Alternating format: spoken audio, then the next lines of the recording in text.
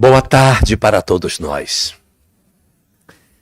Sejamos todos muito bem-vindos à nossa casa para mais uma oportunidade de estudo à luz da doutrina espírita. E acredito que alguns devam estar curiosos com relação ao título do nosso estudo de hoje. E muitos vão achar que eu me perdi em função do que é que a gente vai tratar, mas tenham paciência que a gente vai chegar lá. A doutrina espírita nos assevera que desde o início da história da humanidade, o nosso governador planetário, aquele a quem nós designamos chamar pelo nome de Jesus, faz um diligente trabalho para trazer até nós as informações sobre as verdades espirituais, para que, diante da possibilidade de nós compreendermos o que seja verdadeiramente a vida, consigamos fazer o grande movimento de libertação das nossas almas. E nós observamos esse esforço do Cristo nas múltiplas doutrinas que apareceram ao longo da história da humanidade, acendendo a luz do conhecimento espiritual, embora nem sempre este conhecimento espiritual tenha sido ofertado para toda a humanidade, porque durante um tempo razoavelmente longo, os conhecimentos espirituais estiveram como que ocultos da grande massa da população da Terra, sendo ofertado apenas para um pequeno grupo dos chamados iniciados. E por este motivo, esse conhecimento espiritual é chamado de a doutrina secreta. Interessante observar que ele não é chamado de as doutrinas secretas, mas a doutrina secreta, pelo fato de ter uma única verdade sendo repetida ao longo da história nas múltiplas culturas. É um conhecimento que atravessa várias religiões, vários reveladores ao longo da história, e que não são citados por Allan Kardec como sendo revelações, porque Kardec apresenta as revelações universais. E essas não são universais. Elas são revelações voltadas para públicos específicos, para um contingente especial de espíritos, os chamados espíritos migrados que teriam chegado à Terra e que, numa condição intelectual bem superior aos demais habitantes do planeta, tinham sede de um conhecimento mais profundo e, por isso, essa verdade nos foi entregue desde tempos muito remotos, estando presente, por exemplo, nos Vedas, no Mahabharata, no Bhagavad Gita de Krishna, no Triptaka de Buda, nos cantos órficos, no pensamento de Hermes Trismegisto, do Egito, de Pitágoras, Sócrates, Platão e de todas as demais doutrinas, como, por exemplo, a Cabala judaica, que também apresenta as mesmas verdades espirituais, que podem ser sintetizadas em 10 pontos essenciais. A existência de um Deus único, que todas elas acreditavam e sabiam, a compreensão de que além da parte material no homem existe uma fração espiritual, o homem tem uma parte espiritual nele. Uma terceira informação é que essa parte espiritual sobrevive à morte, ela é imortal, existe a imortalidade dessa alma. A quarta verdade é que essa alma não simplesmente sobrevive, mas ela vive no mundo espiritual, ela vive, ela convive, ela tem experiências no mundo espiritual, ela está viva com vida pujante. A quinta verdade é que, além de ter uma vida de relação lá, ela também se relaciona com os homens, existe a comunicabilidade dos espíritos com os chamados vivos, o homem encarnado. A sexta verdade é que existe a chamada lei de causa e efeito, tão conhecida no Oriente e em diversas outras doutrinas. O princípio sétimo é o princípio da reencarnação, através do qual nós temos a compreensão de que temos várias existências corporais, embora esse nome reencarnação assim, ele foi criado por Allan Kardec, mas o conceito dos renascimentos da palingenesia ou do Neshamot, Gulgulin Neshamot, todos esses são conhecimentos que estão atravessando as diversas culturas. O oitavo desses pontos diz respeito à evolução, de que nós estaríamos num mecanismo de constante transformação. E o nono desses é que o destino de todos nós é a felicidade. Isso é lindo. Todos caminhamos para a felicidade. E como décimo e último princípio da chamada doutrina secreta, e que está apresentada nas várias propostas apresentadas pelos múltiplos reveladores, é a ideia de que para alcançar a felicidade, a chave é a vivência do amor.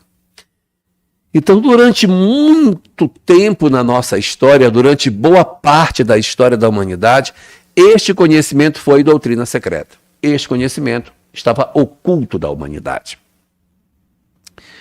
Mas foi exatamente no século XIX, a partir de um conjunto de manifestações mediúnicas que aconteceram, principalmente no início da segunda metade do século XIX, que nós vamos ver se organizar uma doutrina que não parte de nenhuma ideia pré-concebida, inicia os seus estudos em cima das respostas obtidas em reuniões mediúnicas, como um grande quebra-cabeça, e esse conjunto de informações é trazido para aquele que mais tarde se chamaria de Allan Kardec, mas era o professor Hippolyte Léon Denisard Rivail, e ele então tomando esse conjunto de perguntas e respostas, quem leva para ele o primeiro elenco de perguntas e respostas é Victorien Sardou, um dramaturgo muito conhecido do século XIX, e então o professor Rivail começa a manusear esse material e vai ficando interessado em investigar cada vez mais, e refaz as perguntas, elabora um método que é um método muito interessante, que é o chamado método da universalidade dos ensinos dos espíritos, que difere de todas as outras doutrinas anteriores. Porque assim, eu não estou falando mal de Krishna, não estou falando mal de Buda, não estou falando mal de ninguém. Mas todas essas doutrinas, elas foram recebidas por um guru. Krishna veio e disse, a verdade é essa aqui. O Buda veio e disse, a verdade é essa aqui. O próprio Cristo veio e disse, a verdade é esta aqui. Moisés, a verdade é esta aqui. Ou seja, havia um revelador apresentando o seu conhecimento. Quando nós chegamos na doutrina espírita, isso muda, porque o revelador não é mais um só, a revelação é coletiva. São vários os reveladores. E ao mesmo tempo que a revelação é coletiva, existe a universalidade dos ensinos. Porque Kardec, preocupado em não pegar um único médium para ter a informação, ele se vale da informação de vários médiuns. Mas vários médiuns de um mesmo grupo poderiam estar todos perturbados. Então é bom que sejam vários grupos. Mas mesmo assim, vários grupos com vários médiuns poderiam também estar contaminados com uma ideia. Então é necessário a universalidade. Médiuns da Alemanha, médiuns da França, da Inglaterra, de vários lugares, são consultados por Kardec e ele vai reunindo essas respostas para tentar encontrar um entendimento mais nítido do que seja a mensagem que ele estava tentando organizar. E ao codificar este conhecimento, ao estruturar o conhecimento espírita, surpreendentemente, ele chegou nos mesmos conceitos da doutrina secreta. É como se fosse mais ou menos assim, é uma parábola. Imagine que exista uma praça do conhecimento espiritual. E nesta praça do conhecimento espiritual existem vários bancos. Então, num banco está Pitágoras trocando ideias com Krishna, no outro está Sócrates conversando com o Buda, e assim Hermes Trismegisto discutindo com os sábios da Cabala. Então está todo mundo ali na praça conversando, e longe dali, Allan Kardec, com um monte de perguntas e respostas, tentando encaixar isso aqui, encaixa onde? Aí pela universalidade é isso, e ele vai montando isso e vai caminhando e montando, até que ele fecha o quebra-cabeça. Quando ele fecha o quebra-cabeça, consegui! Quando ele levanta os olhos, onde ele está? Na praça do conhecimento espiritual. Ele chegou no mesmo lugar aonde os outros estavam, sem utilizar das ideias que eles possuíam. Ele parte de um princípio sem nenhuma ideia preconcebida e na conclusão, na organização das ideias, ele chega a um resultado, em termos de verdades espirituais, muito semelhante àquilo que... Tem um livro dos Espíritos por aí? Me arruma. Ele encontra verdades espirituais muito semelhantes àquelas que as outras doutrinas anteriores haviam apresentado. É lógico que o método da universalidade dos ensinos dos Espíritos difere, mas esses 10 princípios, eles estão em O Livro dos Espíritos. Está em português, né? A capa aqui está em francês, até me assustei. Nós temos um item, o item 222. Quem esquecer, começou a circular o expresso, né? Então, não é uma pergunta. Eu falei item porque não é pergunta, é uma dissertação que Kardec faz no item 222. Eu vou ler só o primeiro parágrafo, é bem longo, mas eu vou ler só o primeiro parágrafo, que é o que nos interessa hoje aqui. Então, nesse item 2222, Kardec diz assim, ó: o dogma da reencarnação, dizem algumas pessoas, não é novo. Nunca foi. Foi ressuscitado de Pitágoras. Nunca dissemos ser a doutrina espírita uma invenção moderna, ou seja, seus princípios não são modernos. Sendo o espiritismo uma lei da natureza, ele é uma lei da natureza, deve ter existido desde a origem dos tempos, e sempre nos esforçamos para provar que se encontram vestígios dele na mais remota antiguidade. Ele não está falando da doutrina estruturada como espiritismo, mas das verdades espíritas. As verdades espíritas têm que ser tão antigas quanto a própria história do homem, uma vez que está na lei da natureza.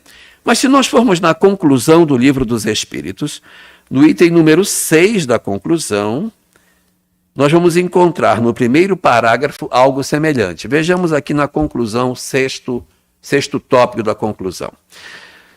Diz Kardec: faria uma ideia bem falsa do espiritismo quem julgasse que ele aure a sua força na prática das manifestações materiais, na reunião mediúnica. E que assim, entravando essas manifestações, pode-se miná-lo na sua base. Ponto. Sua força está na sua filosofia, no apelo que faz à razão, ao bom senso e atenção. Na antiguidade, ele era objeto de estudos misteriosos, em outras traduções, secretos.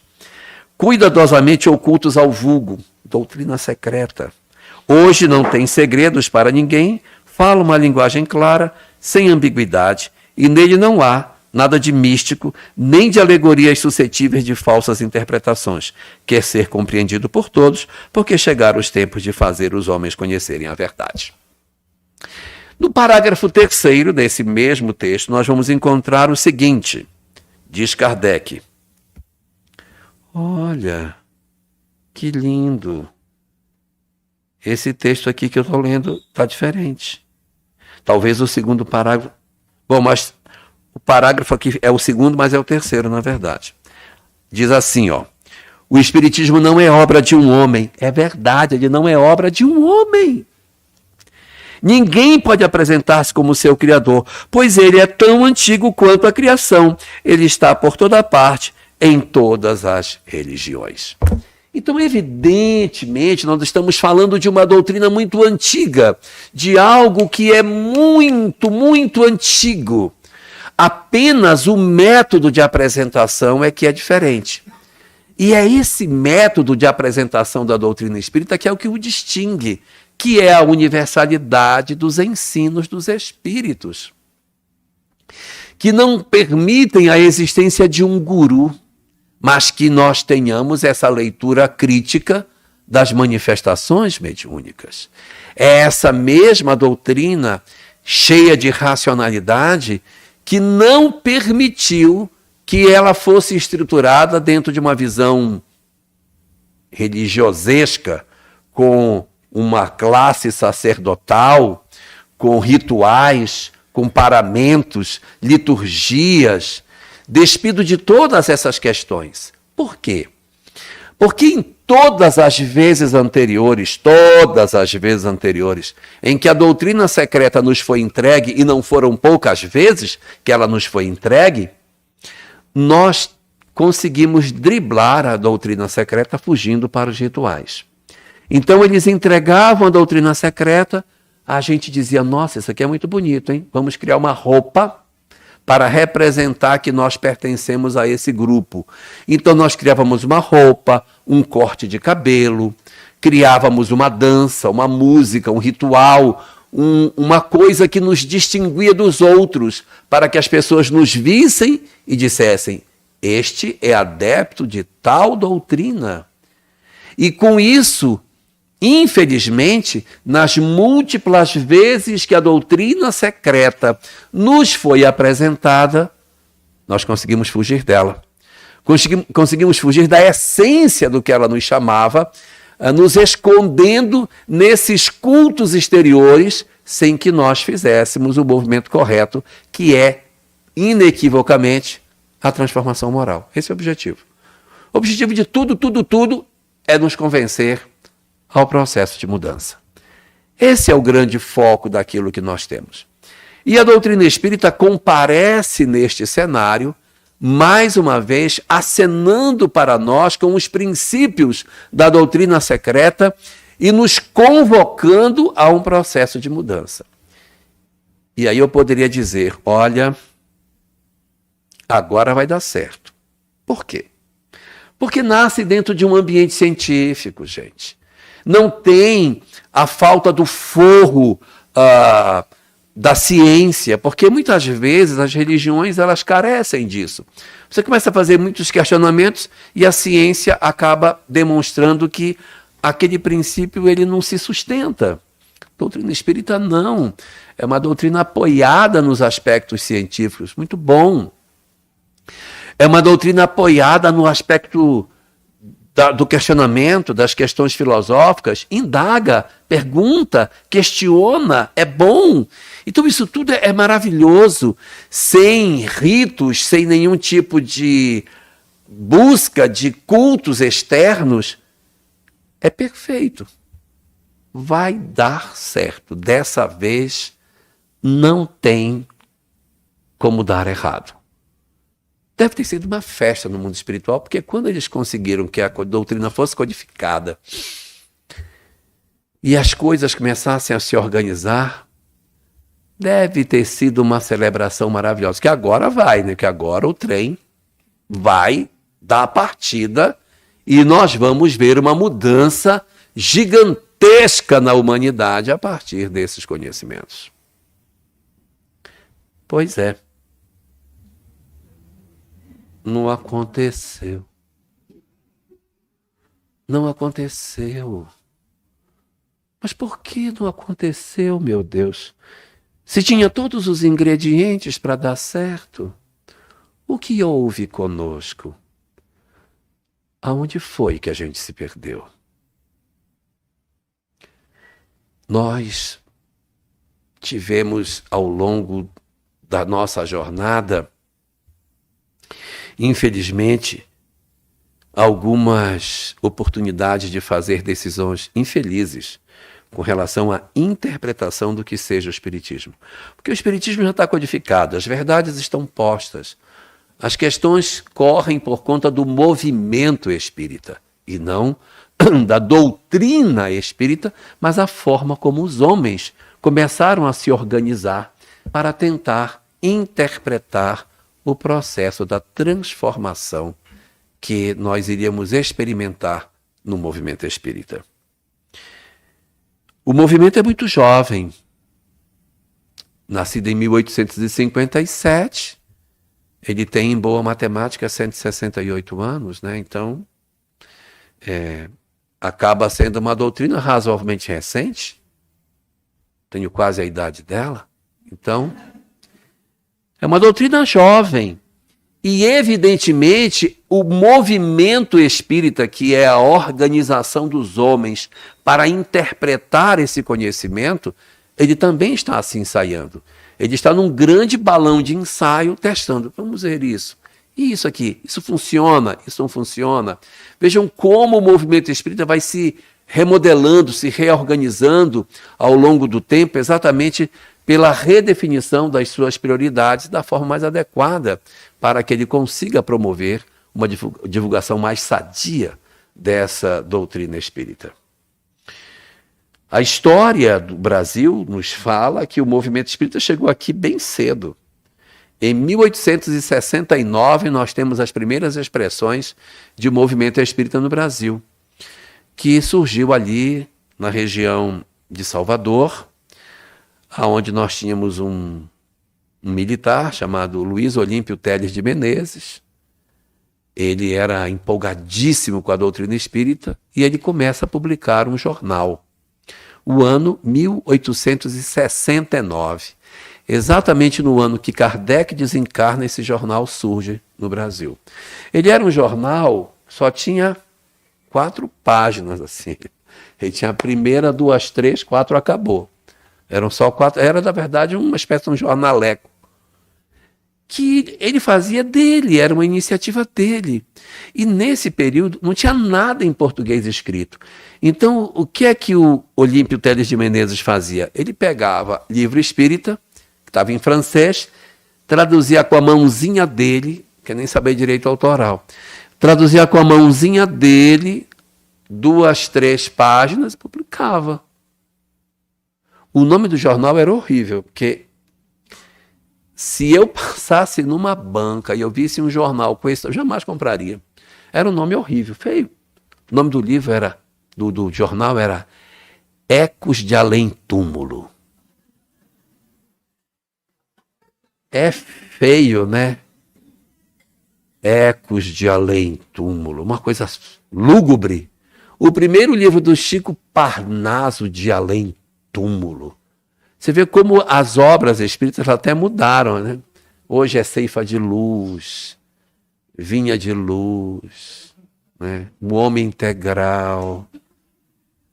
Não é mais aquela coisa, reportagens de Além Túmulo. Feio. Então, Olímpio Telles de Menezes começa esse trabalho, mas a gente nem pode dizer ao certo que aquilo era movimento espírita organizado, porque era a iniciativa de uma pessoa. Era ele sozinho lutando, fazendo essa publicação. Um movimento mais organizado a gente vai encontrar quando, no Rio de Janeiro, na virada do século XIX para o século XX, nós temos ali já a tentativa de construção de instituições espíritas mais robustas, com mais condição de representatividade daquilo que fosse o movimento espírita. E o movimento espírita não sabia nem como funcionar. Na verdade, a verdade verdadeira é essa. O movimento espírita não sabia como fazer. Se criava uma casa espírita, a gente vai fazer o quê? Eu também não sei, mas a gente vai fazer. Mas o que faz numa casa espírita? Para que serve um centro espírita? Nós temos no livro chamado O Livro dos Médiuns, lá no capítulo final, acho que é o capítulo 30, o Estatuto da Sociedade Parisiense de Estudos Espíritas, mas aquilo não serve para centro espírita.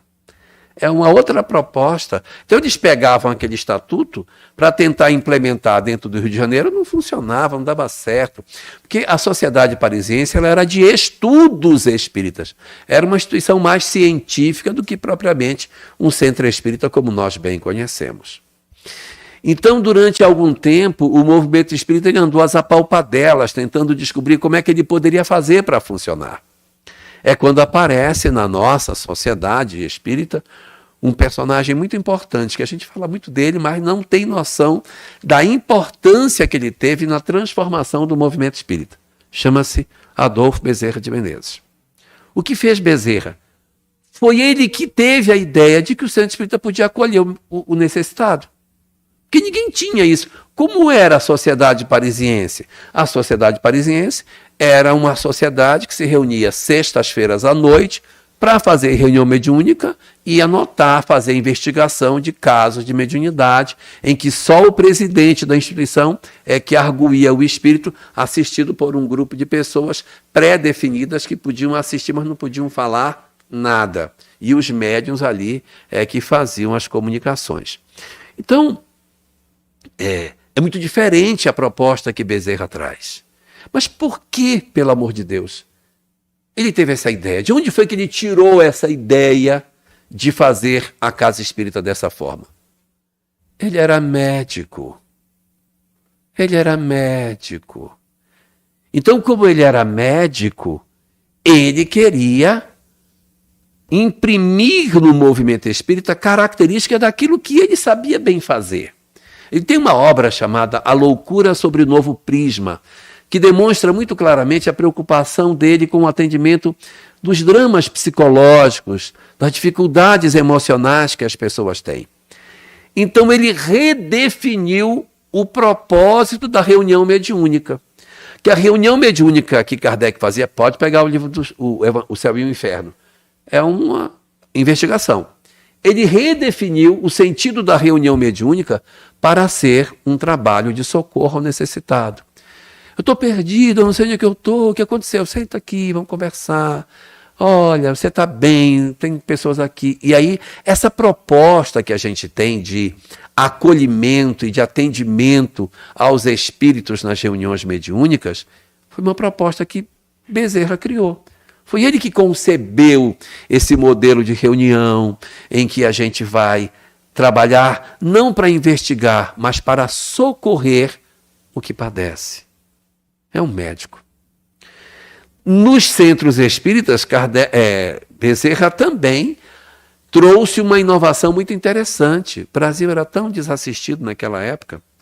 Então ele criou o receituário mediúnico. Ele era médico.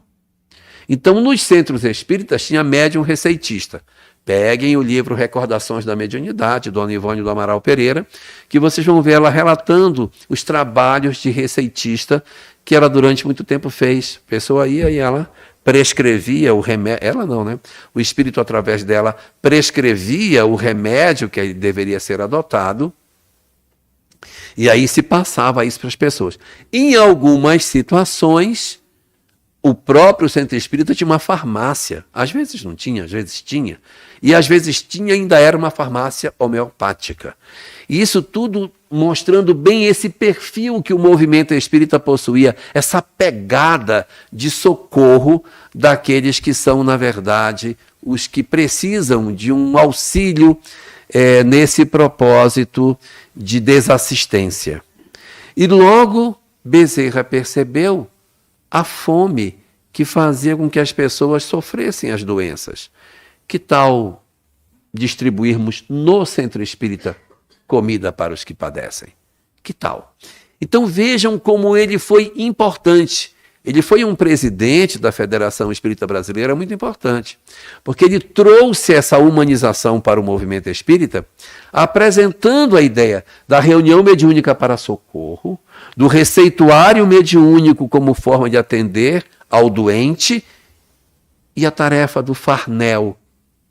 Hoje a gente chama cesta básica, né? Porque eles falavam farnel, que era um conjunto de alimentos para as famílias necessitadas. E nós vamos encontrar uma mudança muito grande no movimento espírita francês para o movimento espírita brasileiro nessa virada do século. O movimento espírita francês continua na mesma visão de um trabalho de investigação científica. E o movimento espírita brasileiro começa um processo de descolamento dessa visão, e nós vamos ter ali uma primeira fase do movimento espírita brasileiro, a fase na qual o centro espírita se parecia com um hospital. Ele era médico. O centro espírita vai acolher o doente da alma que está se manifestando, o doente físico que está ali, o que tem fome. Então, os centros espíritas se tornaram lugares muito interessantes de socorro aos necessitados. Mas era uma época muito, muito distante da nossa. Era um período em que o movimento espírita ele era muito desaparelhado em como que a gente trabalhava a reunião mediúnica. Acreditem em mim que tenho a idade de vocês somada. Naquela época, as pessoas vinham para o centro espírita e a reunião mediúnica era pública. A pessoa chegava, estava lá a reunião mediúnica, sentava num banco, estava esperando a reunião começar. Sua mãe contou para você, né? Sua mãe contou, imagino. Então, as pessoas assistiam à reunião mediúnica lá. Mas o que ela conhece de espiritismo? Nada. Ela foi, a porta estava aberta, ela entrou e sentou. E tinha vezes que mesmo que a pessoa não tivesse nenhum conhecimento espírita, Laura, o que acontecia com ela? Ela chegava na casa, ela sentava para assistir e como ela era médium, ela dava passividade lá no meio do salão. Sabe o que o dirigente fazia? Catava a pessoa e botava na mesa. Dizia, você é médium, hein? Você vai dar passividade lá na mesa. Não sabe o que é espírito, não sabe o que é médium, não sabe nada. Mas é médium.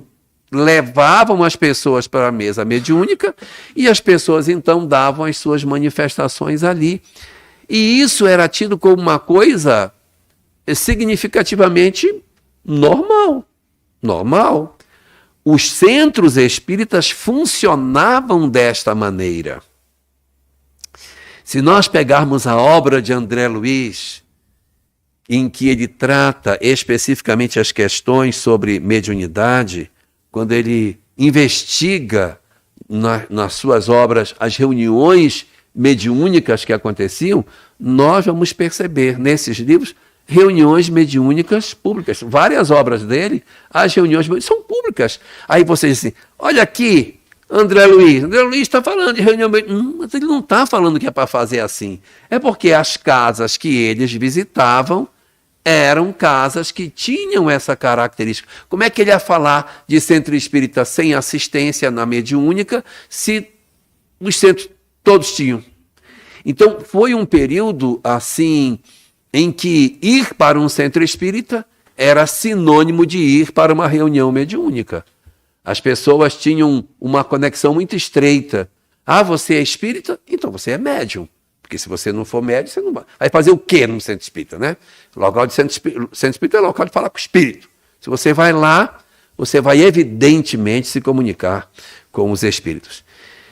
E como a gente tinha muita dificuldade de entender o sentido mais profundo da doutrina espírita, nós nos afastamos do objetivo que o espiritismo tinha, que era transformação moral, e fomos fazer reunião mediúnica.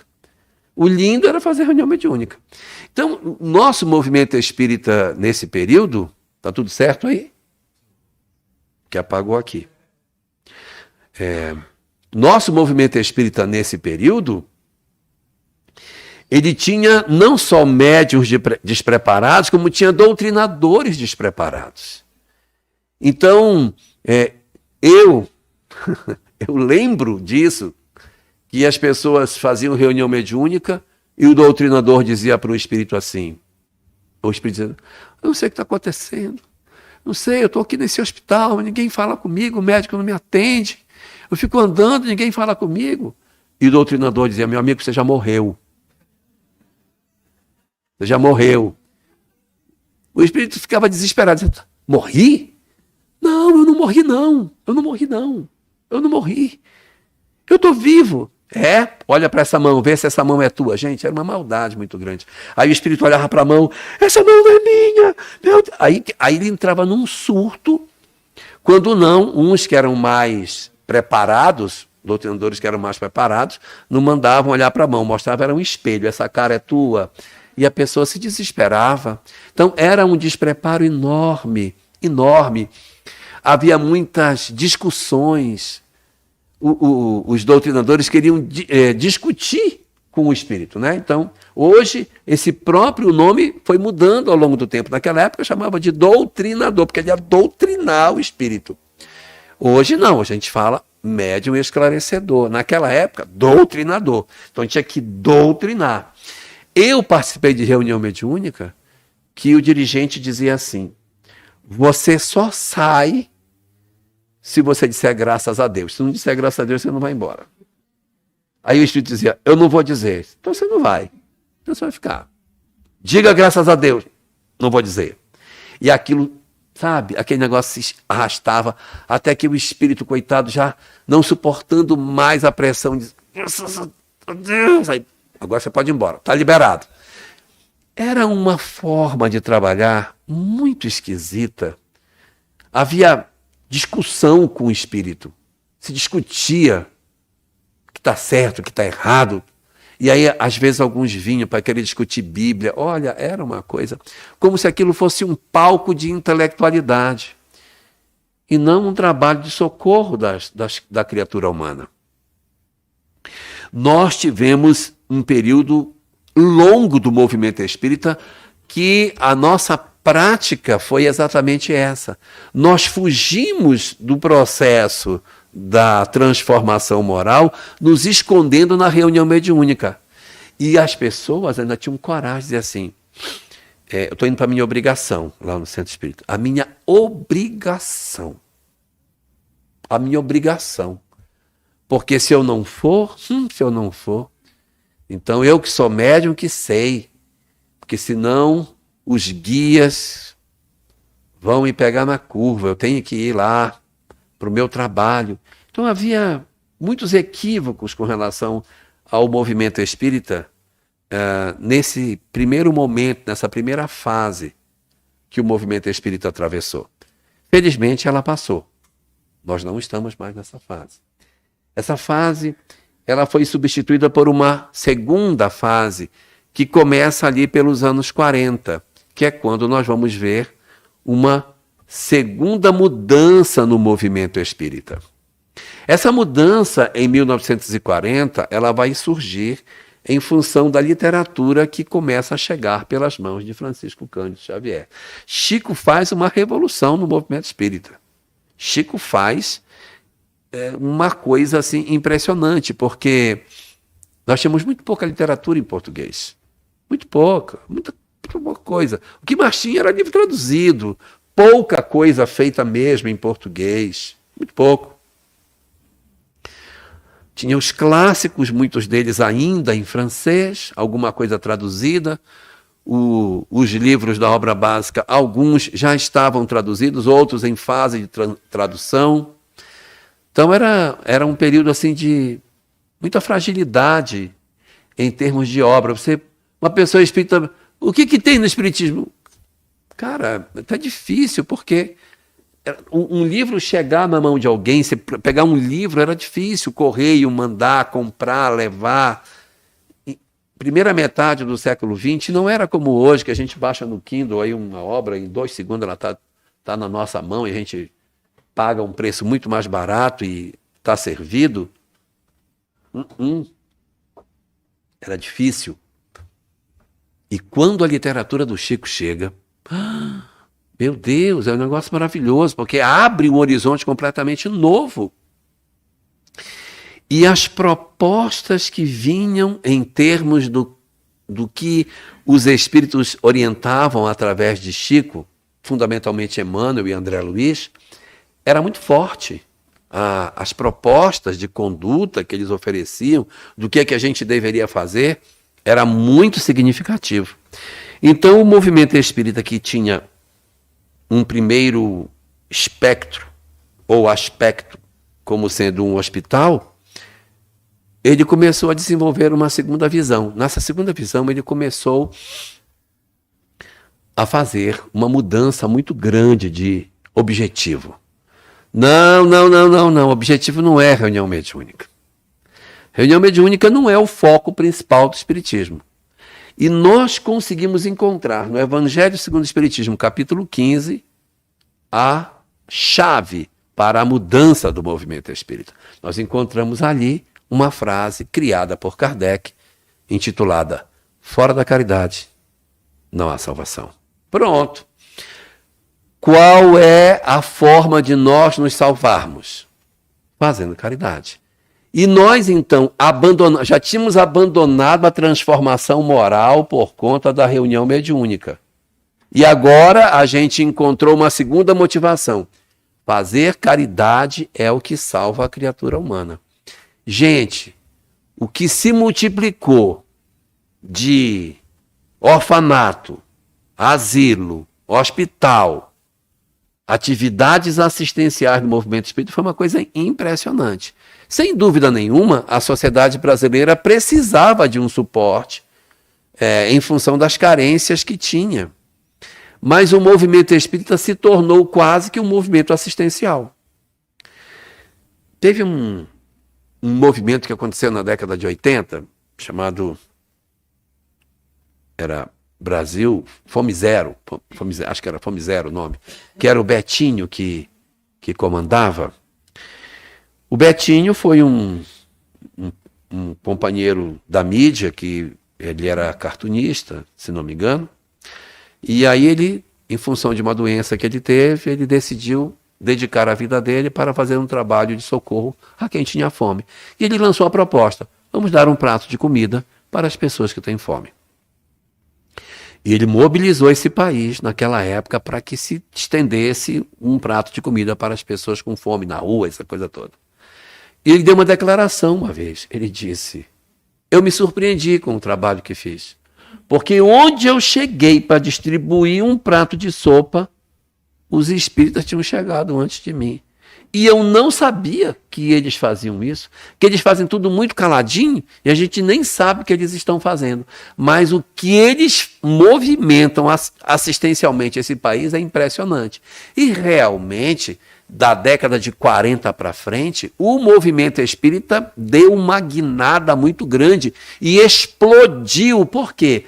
Porque na fase de hospital, as pessoas nem se fixavam no movimento espírita. Quem não era médium não tinha mesa para trabalhar, então ficava assim, como diz lá na minha terra, ficava meio desacossoado e aí ia embora porque não tinha o que fazer. Não tinha onde se agasalhar, não tinha um ponto onde a pessoa ficasse. Por quê? Quem é que fica no hospital, pelo amor de Deus? Só fica no hospital quem está doente, ficou curado, vai embora do hospital. Então nós entramos numa segunda fase. Essa segunda fase é o centro espírita como uma oficina. Aí era lugar para todo mundo trabalhar. Quem quer trabalho? Você quer? Então tem. Aqui você quer também? Aqui também tem. E aí tinha creche, hospital, asilo, orfanato, escola regular, tudo que vocês imaginarem, o movimento espírita criava, fazia. E trabalhos grandes, juntando dinheiro, fazendo promoção para manter o asilo, para manter o orfanato, para manter o hospital. Era um esforço danado que a gente fazia, na ideia de que era assim que a gente ia conseguir a salvação. Só que assim, a gente fazia esse trabalho todo, mas não necessariamente as pessoas se transformavam. Às vezes a gente fazia um trabalho, mas tinha um coração duro. Fazia o trabalho que tinha que fazer, claro, que tem que se salvar, eu preciso fazer a caridade, então tem que fazer alguma coisa. Então eu vou para lá e eu vou fazer a caridade. Eu lembro uma vez que eu assisti uma palestra do Divaldo,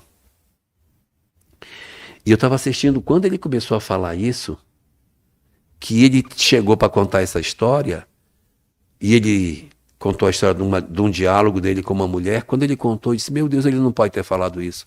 Meu Deus do céu, que absurdo. Eu fiquei assim, boquiaberto com a resposta que ele deu. E hoje, já com mais idade do que ele, eu compreendo hoje que ele estava certo quando ele disse o que ele falou. Mas na época, eu não entendia, eu achava que ele estava errado. A história foi a seguinte: a mulher chegou para falar com o Divaldo, disse o seguinte: Divaldo, que bom que você veio aqui na nossa cidade, eu estou com uma dificuldade muito grande. Nós temos aqui um asilo e eu trabalho nesse asilo aqui, estou na condução do trabalho, sou eu que chego cedo, sou eu que faço o café da manhã, troco os lençóis, coloco os velhinhos para tomar banho, passo lá, fico boa parte do meu dia com eles, eu que levo, coloco no sol, tiro do sol e ajudo a fazer o almoço, essa coisa. Então eu vou dando banho, vou fazendo aquilo, vai me irritando, vai me agoniando, sabe? Eu tenho hora que eu tenho vontade de jogar aqueles velhos no banheiro e esmagar. Quando eu chego no quarto, aquele monte de lençol sujo, eu tenho tanto ódio, Divaldo, eu tenho vontade de pegar a cabeça deles e dar na parede, sabe? Eu não suporto mais aquilo. Quando eu saio da minha casa, eu já vou com o meu coração ardendo de ódio para fazer esse trabalho de caridade que eu tenho que fazer. E eu queria saber de você, o que é que eu faço, Divaldo? E Divaldo respondeu para ela: largue o trabalho. Quando eu ouvi dizer assim, ele mandou largar? Meu Deus, mas é isso mesmo. Porque é uma ilusão nós fazermos um trabalho assistencial, qualquer que seja, com a crença de que as coisas são assim. Que eu vou para lá para fazer algo sem que o meu coração tome parte. Quantas vezes nós fizemos coisas sem que o nosso coração tomasse parte? E a gente sai de lá, fiz a caridade, hoje eu estou bem, porque se hoje eu desencarnar eu vou direto. E é uma ilusão. Alguns de nós temos aquela coisa de chegar na época de Natal, pega um carro, coloca num bairro mais pobre, abre a mala do carro, manda fazer 2 filas, uma fila para bola, uma fila para boneca, uma bola que é toda oval, que quando chuta a bola nunca vai para frente, e umas bonecas daquela bonequinha dura que não mexe, não tem cabelinho, tudo de plástico. Que se mexer no braço, o braço solta e fica tentando botar o braço no lugar. Muito bem, é melhor do que não fazer. É melhor do que não fazer. Claro, é bom, faça. Só que não faça achando que é isso. Porque não é isso. Não é esse o trabalho de caridade que a doutrina espírita nos propõe. O capítulo 13 do Evangelho segundo o Espiritismo, não saiba a vossa mão esquerda que faz a direita, é muito claro em falar sobre fazer o bem sem ostentação. Aquela mensagem, os benefícios ocultos daquela mulher que visita uma família que está com dificuldade, que leva a filha, para a filha aprender como é que faz. Ela diz, minha filha, não adianta eu levar as coisas para você dar, porque se eu levar você e você der do que eu fiz, sou eu que estou dando. Você tem que aprender a fazer para você fazer do seu, para tirar de você para dar. Não pegar uma carona no que eu estou dando e só entregar. Então, sutilezas da caridade, fazer as coisas sem ostentação, fazer as coisas sem que as pessoas nos percebam silenciosamente. O movimento espírita criou uma crença danada de que caridade é caridade institucional. Então, eu pergunto, você faz caridade? Faço, eu distribuo sopa lá no centro. Mas quem foi que disse que no movimento, na doutrina espírita está escrito que a caridade é a caridade institucional? A caridade, pode pegar o Evangelho segundo o Espiritismo, não tem nenhum lugar que fala de caridade institucional. A caridade que fala é sempre a caridade pessoal. A caridade institucional ela é boa, mas é a caridade pessoal que verdadeiramente nos notabiliza. Há uma mensagem no capítulo 13 também, fora da caridade não há salvação, chamada Os Órfãos. E nela está escrito: Deus permite que existam os órfãos para que lhes sirvamos de pais. Não foi para fazer orfanato. Tudo bem, a gente tem o direito de errar. A gente não tinha muita noção das coisas e é bom que a gente vai errando, mas vai fazendo. É melhor errar fazendo do que dizer, não está perfeito, eu vou largar. Não, vai errando, mas vai fazendo. Vai errando, vai tentando corrigir na medida que vai se movimentando. Mas o movimento espírita, nessa fase chamada a fase da oficina, fez muita coisa, mas nem sempre transformou as pessoas. Nós temos uma obra escrita por Divaldo Franco chamada Além da Morte. É uma obra assinada por Otília Gonçalves. Otília Gonçalves era uma das diretoras da Mansão do Caminho que desencarnou. E ela vivia dentro da mansão, a vida dela era ali dentro, comandando a creche, os médicos e aí o hospital, tudo. Meu Deus, aquela mulher era um gigante ali dentro, trabalhando. Ela desencarnou. E ela volta, através do Divaldo, para contar a experiência dela quando ela chegou lá. Qual foi a primeira descoberta que Dona Otília fez quando chegou do outro lado? Ela descobriu que ela não era boa. Foi a primeira descoberta. Eu não sou boa.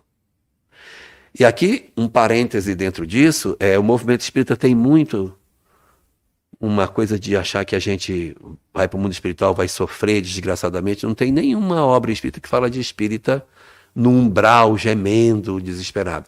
Dona Otília foi recolhida, foi levada para um local, assim como o Jacó, o irmão Jacó, do livro Voltei, também.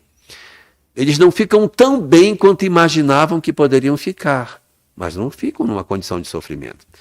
E Dona Otília disse, pois eu não sou boa, porque eu descobri que muito do que eu fazia era da ordem. Cadê a comida? Olha, vocês colocam as crianças já vão sair. Coloca a comida para lá. Cadê o amor? Aonde está o fator essencial do amor naquilo que a gente tem?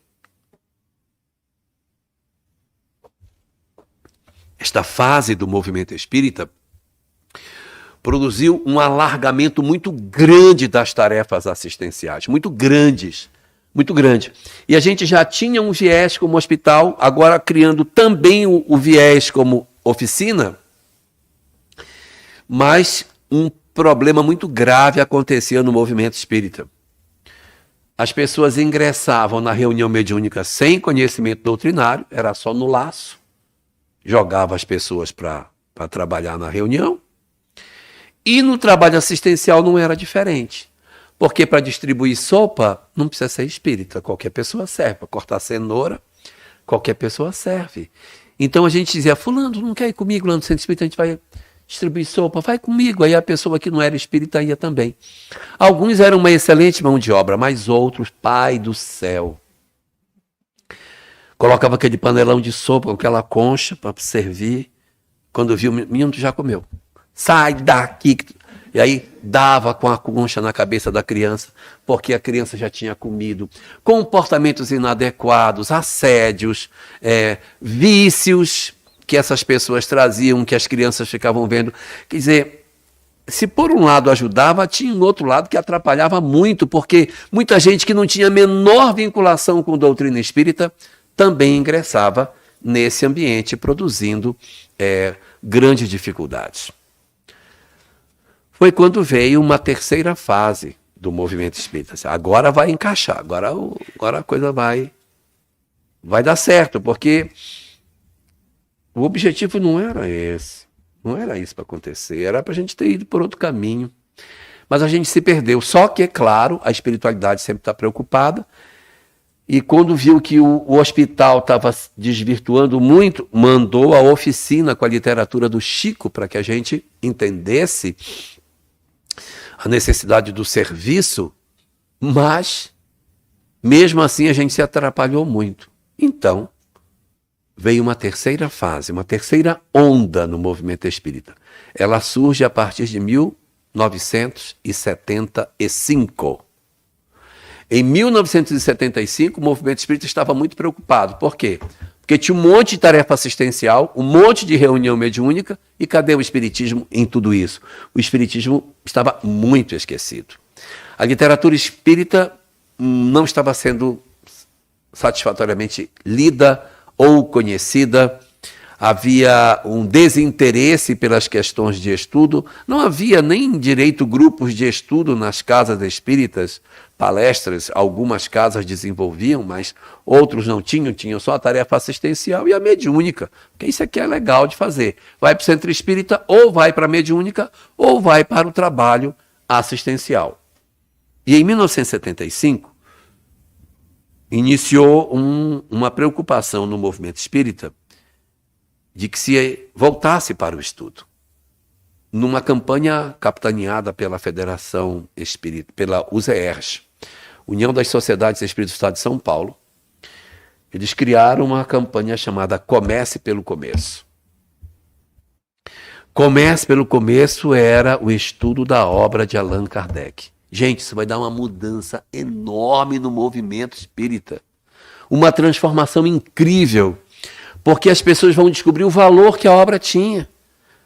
As pessoas não tinham o hábito de palestras, vão começar a se apropriar, estudar. Não, vamos pegar a obra, vamos falar dela, vamos fazer estudos. Começa uma onda de estudo no movimento espírita que não existia. Então, nós que já tínhamos uma face de hospital e uma face de oficina, agora criávamos a terceira face, que era o educandário. Agora sim, o centro espírita iria encontrar o sentido daquilo que ele veio buscar. Claro, o estudo. Então, em 1977, inaugura a campanha da evangelização infanto-juvenil, que nesse momento estamos com ela acontecendo ali dentro, com as crianças. Em 1983, começa a campanha do estudo sistematizado.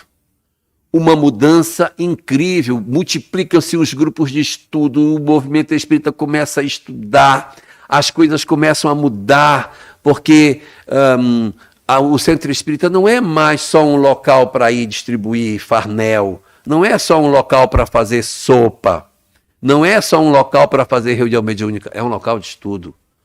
O centro espírita é um lugar aonde a gente vai estudar também, onde a gente vai ter contato com a mensagem dos espíritos, e a gente começa a estudar em grupo, abre a obra, olha só isso aqui, vamos ler isso, e discutindo, analisando, buscando o entendimento mais profundo e um fortalecimento do próprio propósito do espiritismo.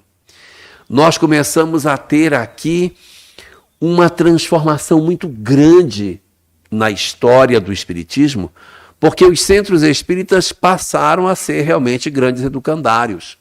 Salas de estudos, sala de análise dos estudos das questões doutrinárias, e a gente começou a fazer uma análise crítica da reunião mediúnica. A reunião mediúnica está com erro. Esse negócio de reunião mediúnica pública não é legal. A gente vai ter que dar um jeito de fazer com que essas pessoas estudem para depois ir para a mediúnica. Aí as reuniões começaram a se redefinir.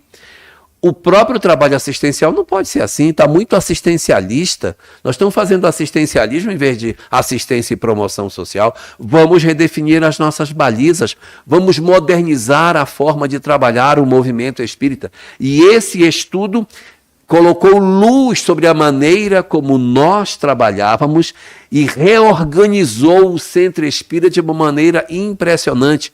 Trouxe a tecnologia. Naquela época a gente gostava de ser pobrezinho. Não, isso tá bom. Assim mesmo tá bom. Nós somos humildes.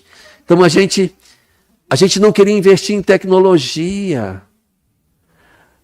Você comprar um retroprojetor para um centro espírita para botar aquela transparência em cima, aquilo era uma coisa absurda.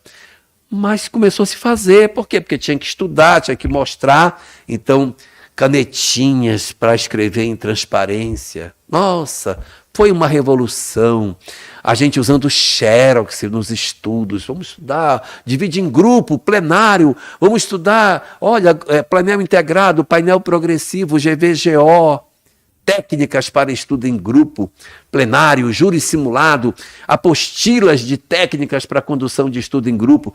Tudo isso foi produzido para que a gente conseguisse chegar nesta fase maravilhosa que venceu as outras duas, sem destruí-las, mas dando mais compreensão de como que a parte de hospital e a mediúnica pode acontecer mais qualificada, como que a assistência social pode ser qualificada e abrindo dentro da casa espírita o espaço magnífico para o estudo. E foi exatamente aí, na chegada desta fase, da fase do educandário, que nós tropeçamos na síndrome de Nicodemos, que a gente vai conversar depois do intervalo.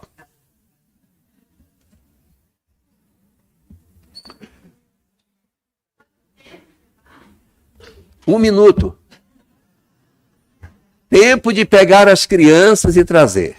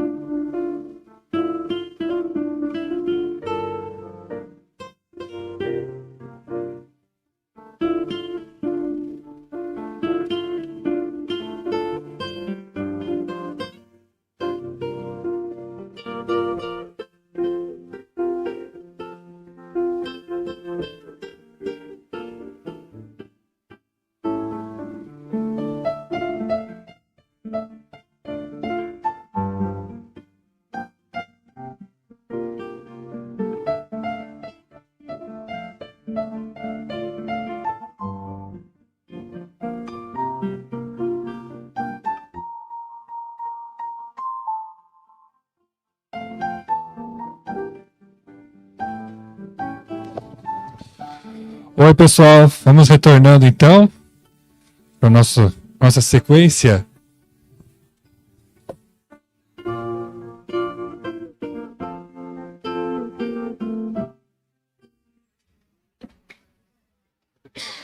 Oi? Acho que não, eu não me programei para isso. É. Não, eu acho que não. Eu acho que eu vou para uma outra atividade espírita.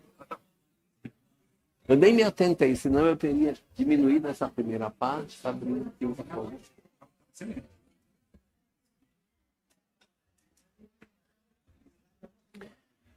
Vamos retomar. Silvana. Vamos. Gente, vamos voltar. Já estou com saudade de vocês. Vamos. Vamos lá.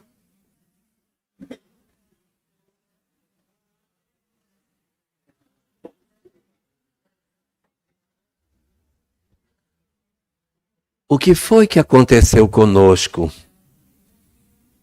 quando nós nos apropriamos do conhecimento espírita? Em função das nossas dificuldades emocionais, morais, nós mais uma vez fugimos do objetivo do espiritismo, mesmo estudando a doutrina espírita. É uma coisa impressionante, mas nós fazemos de tudo para fugir da famosa transformação moral. A gente raspou cabeça, pintou cabelo, botou roupa, fez dança, fez música, criou mantras, inventou vários rituais. E o governador planetário tentando nos conduzir. Quando ele nos colocou numa doutrina que disse, olha, aqui não tem ritual e aqui não vai ter como vocês fugirem do propósito superior da vida, nós engenhosamente conseguimos encontrar uma forma de fugir. E quando o movimento espírita se apropriou das verdades espíritas de maneira mais efetiva, quando nós nos tornamos detentores do saber espírita, muitos de nós, não foram todos, evidentemente, mas muitos de nós, ao invés de promovermos um processo de crescimento espiritual, caímos numa cilada do ego, chamada Síndrome de Nicodemos. Esse termo é o termo que ele aparece na psicologia como sendo uma forma de nós lidarmos com os conhecimentos espirituais. E o movimento espírita, de alguma forma, não são todos, mas alguns de nós, nos emaranhamos nisso e acabamos criando para nós uma infeliz história para as nossas vidas. Nós desenvolvemos essa síndrome, que tem 7 características. Primeira, se alguém tiver as características, não precisa gritar bingo. Não precisa gritar bingo. O ideal é que não tenha nenhuma. Mas às vezes a gente não consegue escapar das 7, tem lá uma ou outra, ou às vezes tem as 7 todas, né? Mas só para a gente perceber se nós estamos envolvidos nesta síndrome. Característica número 1 da síndrome de Nicodemos: a soberba do conhecimento espiritual. Nos consideramos melhores do que os outros porque temos o conhecimento espírita, como se só isso fosse suficiente para garantir a libertação das nossas almas. Vamos consultar o Livro dos Espíritos. Livro dos Espíritos, questão 982. Pergunta Allan Kardec aos espíritos. Diz aqui ele, 982. Kardec pergunta: é necessário crer na manifestação dos espíritos e professarmos o espiritismo para garantirmos uma boa sorte na vida futura? Essa tradução aqui, que eu não sei de quem é essa tradução? Está bem diferente. De Maria Lúcia Alcântara de Carvalho. Na questão 982, ela traduziu assim, ó: para assegurarmos nossa sorte na vida futura, será necessário professarmos o espiritismo e crermos nas manifestações? É a mesma coisa, só mudado aqui o hipérbatozinho. Essa é uma boa pergunta. Para que a gente fique bem no mundo espiritual, é necessário crer no espiritismo? Ou seja, os espíritos vão ficar melhor no mundo espiritual do que os outros? Não? Resposta, então. Se assim fosse, concluir-se-ia que todos aqueles que não creem ou que não tiveram oportunidade de esclarecer estariam deserdados, o que seria um absurdo. E é verdade, né? Mas quantas vezes dentro do movimento espírita a gente já viu muitos de nós, e até nós, dizermos assim: tenho dó dos católicos, um monte de ignorantes. Esses protestantes, então, coitado deles. Esse está pior ainda. Eu tenho é pena. Eu quero estar do lado do lá, quando desencarnar, que eu quero ficar gargalhando quando eles estiverem sofrendo. Então, essa soberba existe. Existe. Existem aqueles que consideram que os nossos irmãos do culto afro são inferiores a nós. Não, mas vocês são do culto afro. Como se o conhecimento espírita fosse um carimbo no nosso passaporte para que a gente fosse para uma região melhor do mundo espiritual.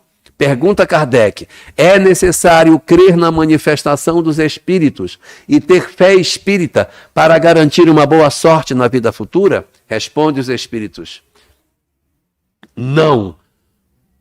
Porque se assim fosse, estariam deserdados todos os que não creem, ou não tiveram oportunidade, o que seria um absurdo. Tá, tudo bem. E o que é que garante a boa sorte na vida futura? Porque ele disse que não é o espiritismo. Noleto. Isso aqui eu acho que eu sei de cabeça. Nossa, essa letra, eu vou até tirar meu óculos. Não estou conseguindo ler com óculos. Vou ter que tirar. 982. Meu Deus, que imensa. Aí vem aqui, olha a sequência da resposta. Só o bem assegura a sorte da vida futura. Só o bem. Ora, o bem é sempre o bem, qualquer que seja o caminho que a ele conduza. Então, eu posso estar no mundo espiritual e encontrar um católico em melhor condição do que eu. Posso ou não posso? E um ateu pode? Também. Existe muito aquela crença de que dá, mas o ateu, esse não vai ficar bem. Quem garante que não vai ficar bem? Vamos analisar um ateu que é uma pessoa altruísta, ajuda os outros, se esforça, só faz o bem e que tem a seguinte visão: como a gente não vai passar aqui 2 vezes, eu preciso fazer o melhor possível, então não quero guardar mágoa, não quero ter ódio, vou fazer todo o bem que eu posso. Exatamente porque eu não vou passar uma segunda vez. O coração dele é cheio do bem, mas ele não tem visão espiritual. Só que aí, quantos inimigos ele tem e quantos amigos ele tem? Quando ele desencarnar, quem é que vai recebê-lo?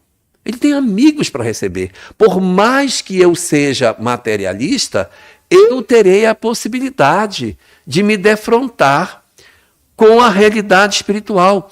Nós estamos tendo agora, dentro do campo científico, pesquisas muito interessantes de experiência de quase morte, que estão sendo conduzidas por médicos materialistas, europeus, que nem sabem que existe vida após a morte e que estão investigando o fenômeno da experiência de quase morte e comprovando o que as pessoas falam. Não sei se todo mundo sabe o que é a experiência de quase morte. É uma experiência de quase morte. Né? O sujeito experimenta um processo qualquer em que ele clinicamente está morto. O cérebro para de funcionar, o coração para de bater e a pessoa fica morta. E ela vai fazendo massagem, tentando reabilitar, e vai com desfibrilador, não vai. Agora mesmo, estava em casa vendo uma parte do livro do Alexander Moreira, que é um grande pesquisador espírita da área. Ele estava contando um caso. O caso dele é o seguinte: o cara sofreu um acidente e morreu. Aí os paramédicos chegaram e recolheram o corpo dele no asfalto e começaram a tentar recuperá-lo. Não dava massagem, nada. Vamos levá-lo para a ambulância. Levaram ele para a ambulância, porque tem mais recursos, né? Lá tem o desfibrilador para poder aplicar, e tem outros recursos e tal, pode entubar. Levaram o rapaz, já morto, para dentro da ambulância, para tentar reanimá-lo. Tentar, o cara está morto. E aí atividade cerebral zero, coração zero. Tentaram passar aquele tubo, uma dificuldade enorme para conseguir passar o tubo na boca dele. Deram um jeito lá e conseguiram passar o tubo. E aplicando o desfibrilador, conseguiram que ele voltasse. Estabilizou, vamos levar ele para o hospital. Levaram o paciente para o hospital, ele foi internado. Pronto, saiu da condição de morte que ele estava. No dia seguinte, o mesmo paramédico que tinha atendido ele no asfalto, esteve no quarto para fazer alguns procedimentos, e aí ele olhou para o rapaz e disse: preciso falar com você. Aí o paramédico disse: quem, comigo? Sim, preciso falar com você. Foi você que me atendeu ontem, não foi? Disse: fui eu. Mas o senhor estava morto quando eu lhe atendi. Disse: não, eu sei que eu estava parado, mas eu preciso falar com você, porque na hora que você foi passar lá o cano, não estava conseguindo, você tirou a minha dentadura e colocou na segunda gaveta do armário. E eu estou sem dente. Eu queria pedir que você voltasse lá pegar meu dente. Eu disse: mas o senhor não pode ter essa memória. O senhor estava morto. Eu disse: rapaz, eu não sei. Mas eu vi você fazendo isso. E a medicina, até este momento, ela não tem uma explicação aonde que a memória fica armazenada se o sujeito está morto. E o que é pior, o morto vê o corpo e vê o outro atuando. Ele não vê assim, ele vê de fora, como se ele fosse uma terceira pessoa. Então, e muitos relatam de túneis, de encontro com amigos, com parentes ou com desconhecidos. Essas experiências, elas estão acontecendo. Nós temos uma obra chamada A Luz do Consolador. É um livro de Dona Ivone do Amaral Pereira, em que ela responde cartas de leitores, e é uma coletânea de respostas que foram publicadas na revista O Reformador. Tem um capítulo lá chamado Os Segredos do Túmulo, em que ela mostra que, segundo as pesquisas que Ernesto Bozano fazia, a maioria das pessoas desencarna bem, mesmo sendo materialista. O que importa é o quanto de bem você faz. O que garante a boa sorte na vida futura é o bem, qualquer que seja o caminho que a ele conduza. Então nós, muitas vezes, cobertos com a capa da soberba, da síndrome de Nicodemos, achamos que nós somos um espetáculo. Vai dar errado. Vai dar errado.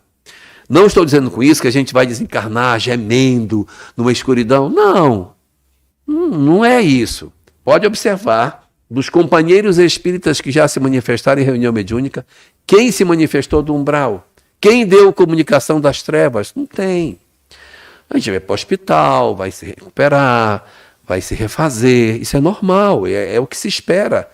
Mas não uma condição de sofrimento. Eu não sei, o movimento espírita tem muito essa coisa, né, de achar que vai ser um sofrimento no mundo espiritual. Isso não funciona dessa forma. A gente deverá ir para um local razoavelmente bom para a retomada nossa. Mas nesse período da síndrome de Nicodemos, nós tivemos um grave problema. A gente começou a achar que, como a gente sabia muito, a gente chamava as pessoas para debate, sabia? Então você via debate, botava um padre, um protestante, um ateu e um espírita, e eles ficavam: e aquele versículo? Hã? Você viu aquele versículo? Você não sabe de nada. Eu sei, você não sabe, você é ignorante. Gente, isso é um desvio de finalidade absurdo do movimento espírita.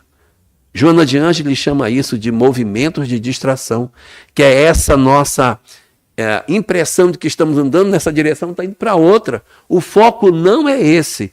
Então nós temos que nos despir disso, dessa crença de que nós somos melhores do que... Nós não somos melhores do que os outros. O que vai dar a condição melhor ou não é o bem que nós fazemos.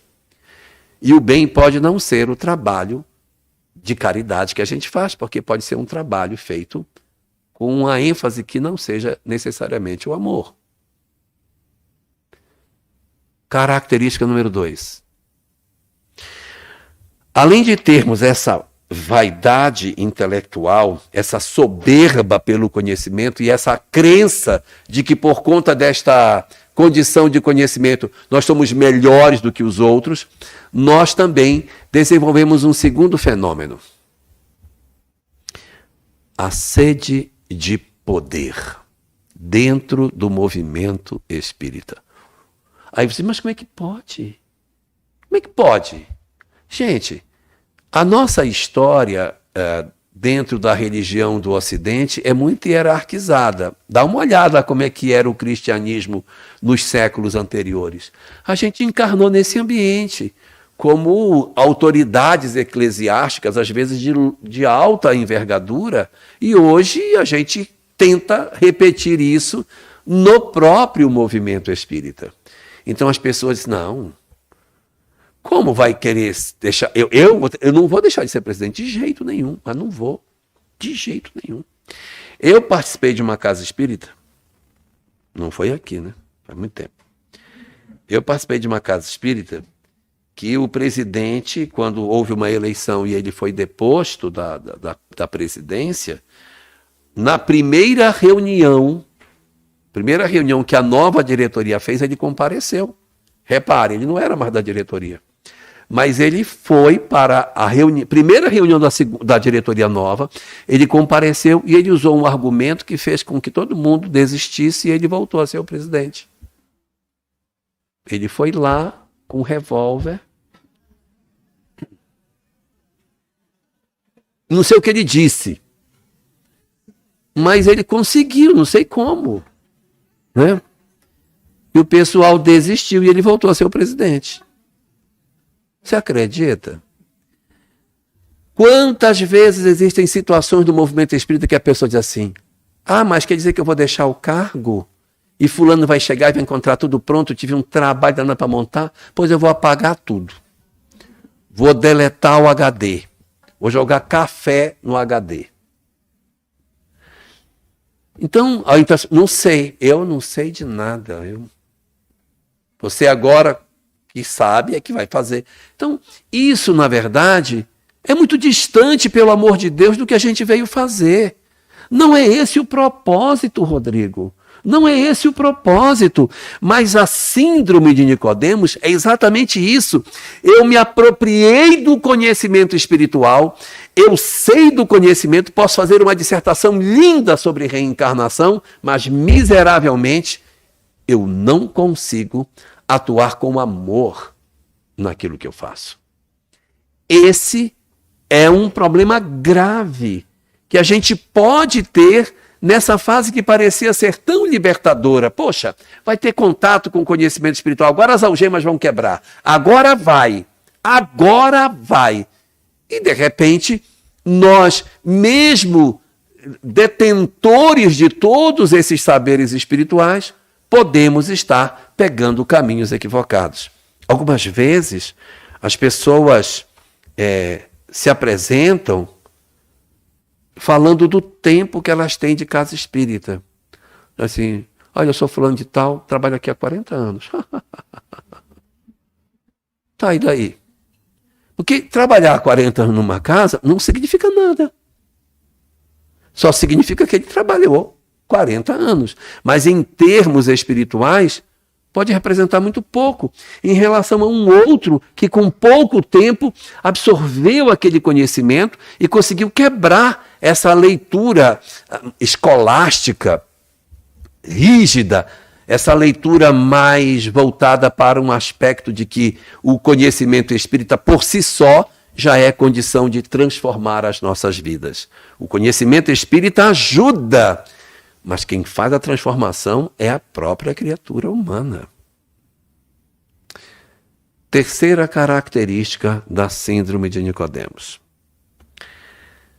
As pessoas entendem no bem uma obrigação. Então faz, porque é uma obrigação fazer. Então tudo que faz é porque é uma obrigação. É porque é um compromisso de fazer. Mas o coração não está tomando parte naquilo que faz. Faz, mas o coração não toma parte. Vai porque eu tenho que ir, né? Então vou lá, né? Queria não ir, mas tudo bem, eu vou. E a gente vai percebendo nessas nossas movimentações, muitos de nós profundamente equivocados com relação ao sentido do trabalho espírita que tem que ser feito. A mesma coisa acontece com o evangelho no lar, vocês já viram? O pessoal faz o evangelho. Não, tem. Por que tem que fazer? Não, tem que fazer porque é uma obrigação, você tem que fazer. Mas não pode ser assim.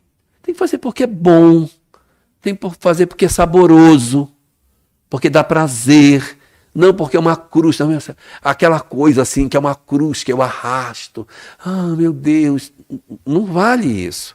O bem que nós fazemos, ele precisa ser um bem que é feito de maneira muito natural, muito tranquila. E veja, nós muitas vezes queremos colocar como se, até comentava isso antes, como se apenas a caridade institucional é que contasse. Mas nós temos que contar a caridade pessoal. Não existe uma caderneta para dizer assim, olha, essa semana eu já fiz a caridade, então agora eu vou marcar aqui que eu estou bem. E aí, se aparecer alguém em casa, já fiz lá no centro, pode ir embora. Não é esse o sentido. E nem tampouco que a caridade é somente com aquele que é desassistido materialmente. Mas a caridade mais importante é a caridade dentro do lar. De você ter um pai com Alzheimer, uma mãe sequelada, você tem que ter paciência, porque ela repete aquela história 50 vezes. E ela mastiga mais para fora do que para dentro, você empurra, o negócio volta, você empurra, volta. Dificuldade para colocar um idoso para tomar um banho, gente, é um sacrifício. No inverno, então, misericórdia. Então, você ter um idoso sequelado que você precisa cuidar, você tem que ter uma condição de leveza para isso, senão você vai ficar louco, vai enlouquecer junto. E isso é a lídima expressão da caridade que é apresentada na obra espírita. Pode pegar o Evangelho segundo o Espiritismo, ele é extremamente enfático em nos dizer dessa questão relacional, desse aspecto da gente estar conectado ao outro, de nós sermos verdadeiramente bons. Não é uma bondade institucional. Senão, eu tenho que fazer a caridade, que eu tenho que fazer, então, porque senão você é igual o sacerdote e o levita da parábola do bom samaritano. Como eu sou igual ao samaritano, então eu vou fazer aqui. Mas essa que eu já fiz, então eu vou guardar essa para a próxima, que eu já fiz. Essa coisa é muito complicado. Então, uma que seria a terceira das características da chamada síndrome de Nicodemos, é essa nossa dificuldade de lidar com os nossos processos de relação com o outro, com a caridade, com o bem que se faz, para não parecer que a gente só faz o bem quando é visto, quando aparece, quando é institucional. Ela tem que ser permanente. E quanto mais pequenina ela for, mais bonita ela é. A mais esquecidinha é a mais interessante que a gente tem. É a que mais demonstra valor. Quarta característica da síndrome de Nicodemos. A leitura que o movimento espírita fazia do que fosse família. O movimento espírita da década de 70 tinha uma visão de família completamente diferente de hoje. As pessoas diziam, acreditem em mim, é verdade. Primeiro o movimento espírita, depois a família. Dizia-se, espírita que não deixa o filho em casa com febre e vem para a tarefa espírita não confia nos espíritos. Porque se ele confiar, ele deixa o filho com febre, mas vem para a tarefa. Havia um equívoco muito grande no sentido da importância da família dentro das nossas vidas. Como se fosse assim, na medida em que você conheceu a doutrina espírita, a família agora fica ali no cantinho dela e você tem uma tarefa como missionário. Se sobrar um tempinho, você vai lá dar um biscoitinho para eles e volta. Mas você, na verdade, tem como prioridade o trabalho espírita. Se você algum dia tiver que faltar a um trabalho espírita, outra pessoa vai substituir você. Se eu não vou poder ir, outra pessoa vai substituir. E se você faltar com um filho, quem vai substituir você? Então, qual é a tarefa prioritária? Nós temos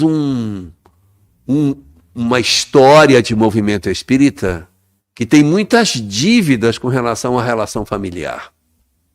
Porque nós, dessa mesma herança religiosa, a mesma herança religiosa que cria essa hierarquização, essa vontade de postos, de mando, é a mesma que cria a desvalorização da família, que acha que a família não é importante. As pessoas vinham para a casa espírita e, de repente, tinha um aniversário para a pessoa participar, de família, e a pessoa fugia do aniversário, pulava a janela, a família atrás, arrancava roupa, rasgava, quebrava salto de sapato, e a pessoa vinha gritando, socorro, Bezerra de Menezes, socorro, Allan Kardec e tal. Aí conseguia fugir, se jogava dentro de um táxi, chegava no centro espírita todo rasgado, só um lado do cílio postiço, todo estragado, e dizia, olha, gente, era aniversário de 80 anos da minha mãe, quase que eu não venho, mas eu dei meu jeito e vim. Meus irmãos não queriam deixar, me quebraram todinho, arrancaram o salto do meu sapato, mas eu vim. E o povo dizia, muito bem, compromisso é compromisso. Hoje a pessoa diz, olha, gente, semana que vem vai ser 80 anos da minha mãe e eu não venho, tá? Aí a pessoa diz, faz muito bem de não vir. Agora traga o bolo, né? Então, e isso é um movimento saudável. Isso é um movimento saudável. Mas nós tivemos uma leitura de família profundamente equivocada nas décadas anteriores. Havia uma crença de que as pessoas tinham que se dedicar integralmente para a atividade espírita, como se isso fosse, na verdade, aquele período religioso lá atrás, em que nós, na condição de sacerdotes, abandonávamos a família para poder servir a uma causa religiosa. É de lá que vem esse ranço, este sentimento. Característica número 5. O pieguismo.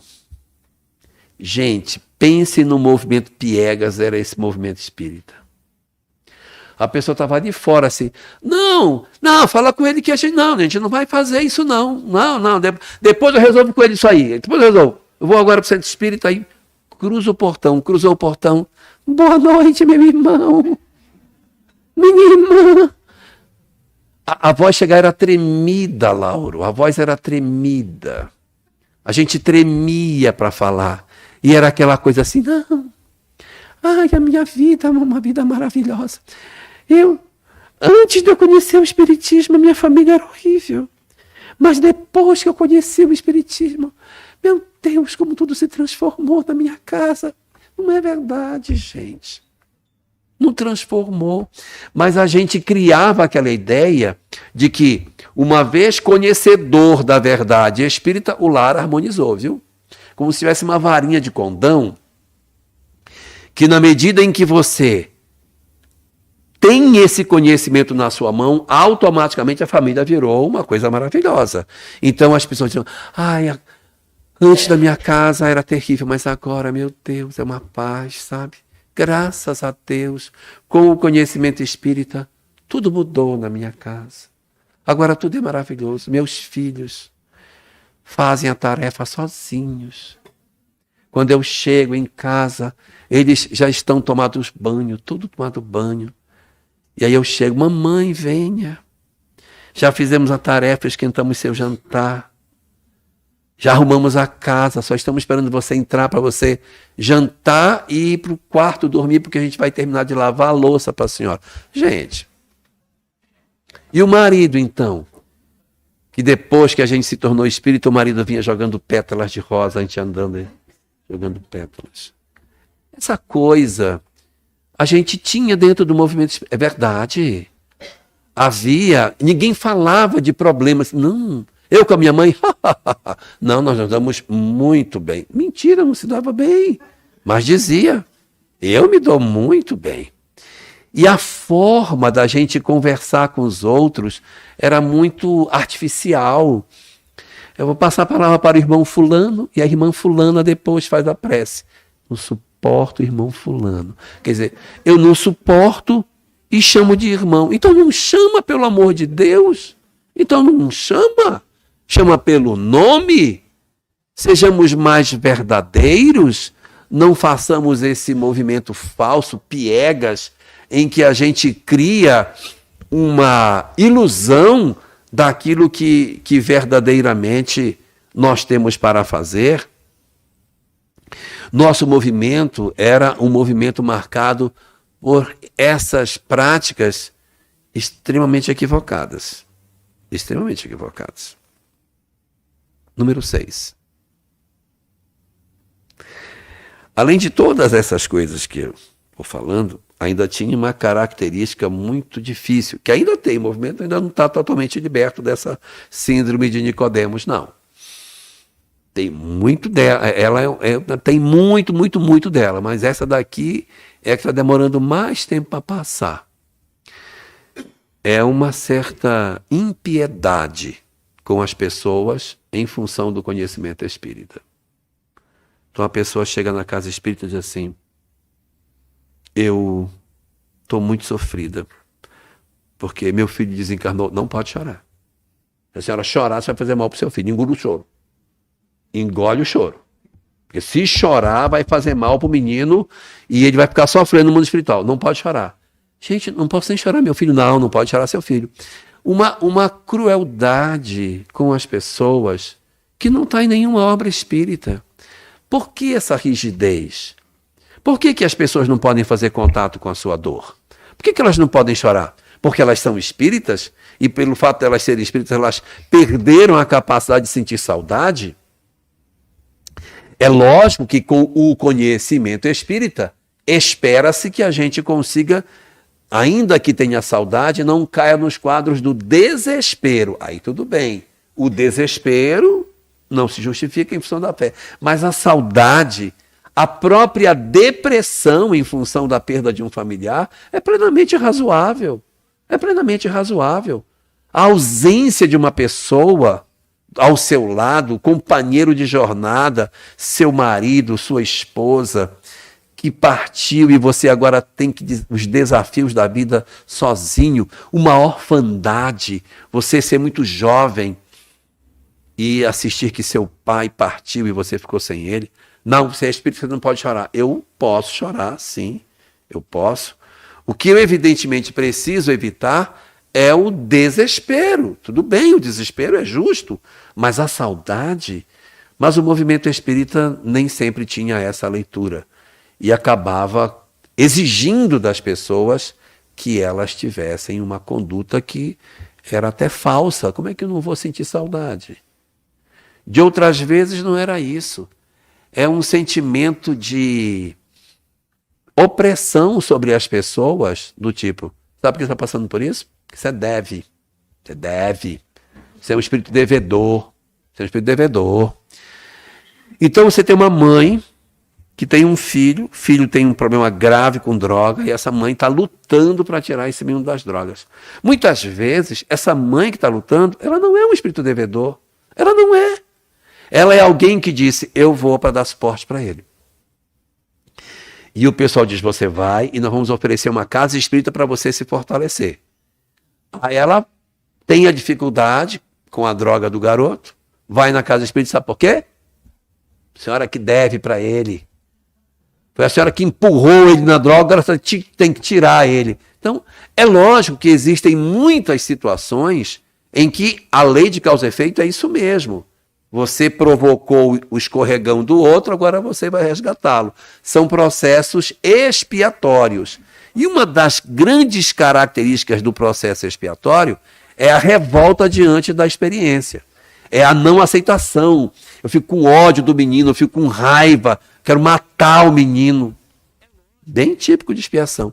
Mas você tem uma mãe que ama essa criança, ama esse menino, nossa, luta com ele de maneira intensa para que ele consiga se libertar do processo da droga interna, ele foi preso, ela vai visitar, e ela chora, porque a senhora deve.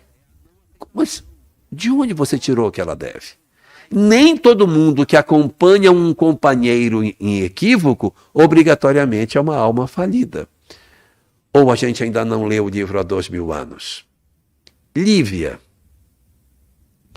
esposa de Públio Lentulus. Ele mesmo, logo no primeiro capítulo da obra, fala sobre ela com o amigo Flamínios, dizendo que ele sonhou que ela vinha como um anjo para dar suporte para a história dele. Ela não precisaria vir, mas ela vem por amor a ele, não precisava ter vindo, mas como ama, vem. E lá na minha terra tem um ditado que diz assim: quem se junta com os porcos, farelos come. E como ela reencarna como esposa dele, na medida em que ele se equivoca, sobra para ela. Então ele faz bobagem, o filho é sequestrado. Será que ela tem na história espiritual dela a necessidade de passar por um processo de rapto? Ou é fruto do amor, da renúncia, dos esforços que ela faz para resgatar Públio dos processos de transformação que ela nem veria durante a sua existência física? Lívia não vê a transformação de Públio, ela passa a existência inteira ao lado dele, ela desencarna e não vê. Uma pessoa que tivesse uma leitura material da existência, dizia, ela perdeu foi tempo, hein? Porque encarnou para trabalhar com ele, sofreu miseravelmente, morreu comida pelo leão e o cara ficou do mesmo jeito. Para quem tem uma leitura dessa, assim, então material, a gente só pode ter uma resposta para a pessoa, né? É dizer para ela, é porque ele é Lentulus, por isso que ela já sabia que ele ia precisar de tempo para se transformar.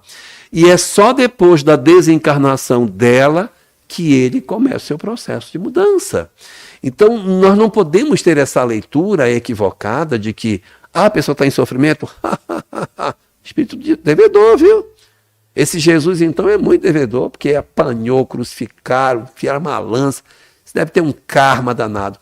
Eu não posso ler porque uma pessoa passa por uma dificuldade que obrigatoriamente aquilo decorre de um processo expiatório. Uma boa leitura, se é expiatória ou não, é como o indivíduo se posiciona diante da experiência. Se a pessoa se debate, se desespera, é bem típico de expiação. Mas se ela tem serenidade diante da experiência, se ela fica tranquila diante do que está acontecendo, é um bom indicativo de que nós estamos diante de uma alma missionária. Então, uma mãe que se dedica a um filho e ela não desiste dele, e ela encontra não sei onde recursos de amor para sempre buscar esse menino tantas vezes quantas se fizerem necessárias, é um indicativo típico das almas em processo missionário. Então, esse pieguismo também é uma característica muito marcante do movimento espírita desse período escolástico, aonde as pessoas queriam mostrar superioridade espiritual usando uma vozinha toda trêmula e falando que a vida estava toda maravilhosa, sem dificuldades nenhuma. Última característica da síndrome de Nicodemos. O objetivo da doutrina espírita é a transformação moral. E os que têm a síndrome de Nicodemos, eles acreditam na transformação intelectual. Você já sabe, então está salvo. Se você não sabe que tem reencarnação, não sabe que tem lei de causa e efeito, não sabe que tem imortalidade, isso é um lascado. Mas se você souber, está salvo.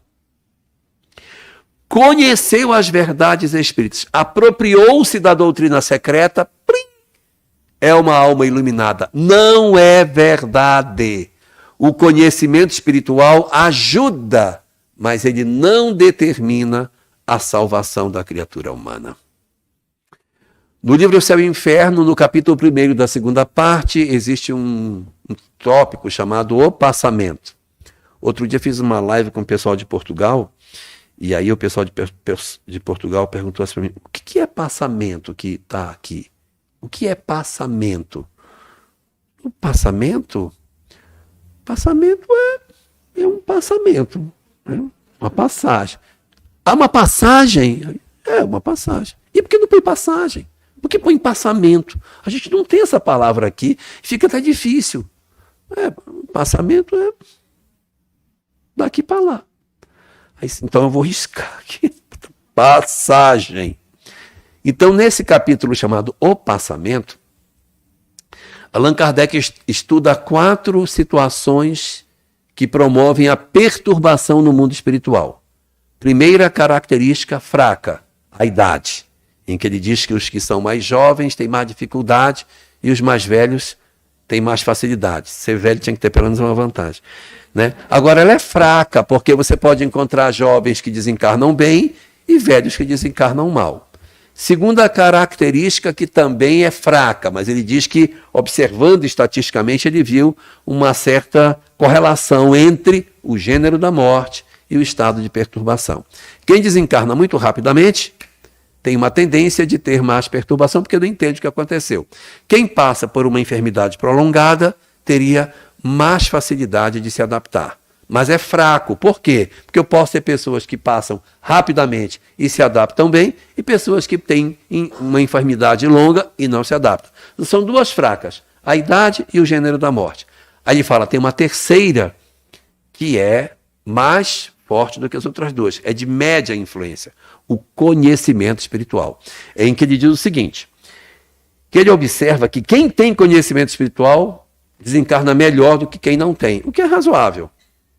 Razoável. Então, se eu for... Mas é médio, né? Não é total. Influencia bastante eu saber sobre a vida espiritual do que eu ficar preso no meu corpo achando que eu sou o corpo.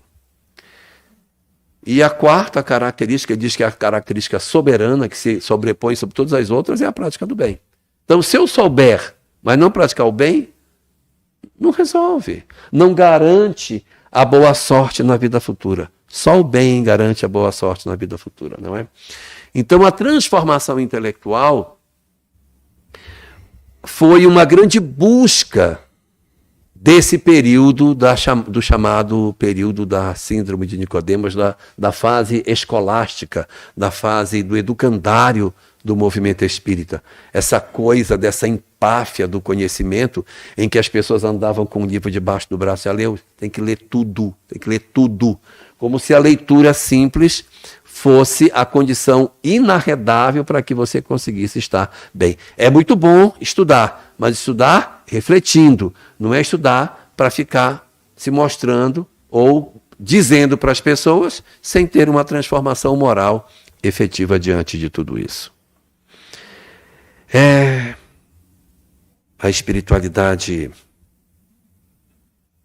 observa as nossas movimentações e sempre procura formas de nos ajudar a sairmos dos nossos estados de equívoco.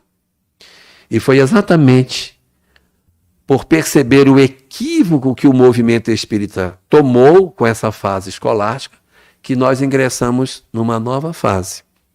Nós já tínhamos sido apenas um hospital, nos transformamos numa oficina, sem deixar de ser hospital, viramos um educandário, mas ainda havia uma fase para a gente vencer. Nesse período, a gente estudava demais doutrina espírita. Os encontros de jovem, eles tinham mais ou menos os títulos assim: Reencarnação, a grande lei. No outro ano era Mundo espiritual, a vida do outro lado. Aí no ano seguinte, Imortalidade da alma, a continuidade do existir. Eram esses os temas desse período, porque as pessoas iam para estudar doutrina espírita como se esse educandário que o Centro Espírita se transformou fosse uma escola sobre a alma. A gente ia para lá para estudar sobre as coisas como alguém que de uma janela observa o mundo lá fora. Faltava uma peça nisso.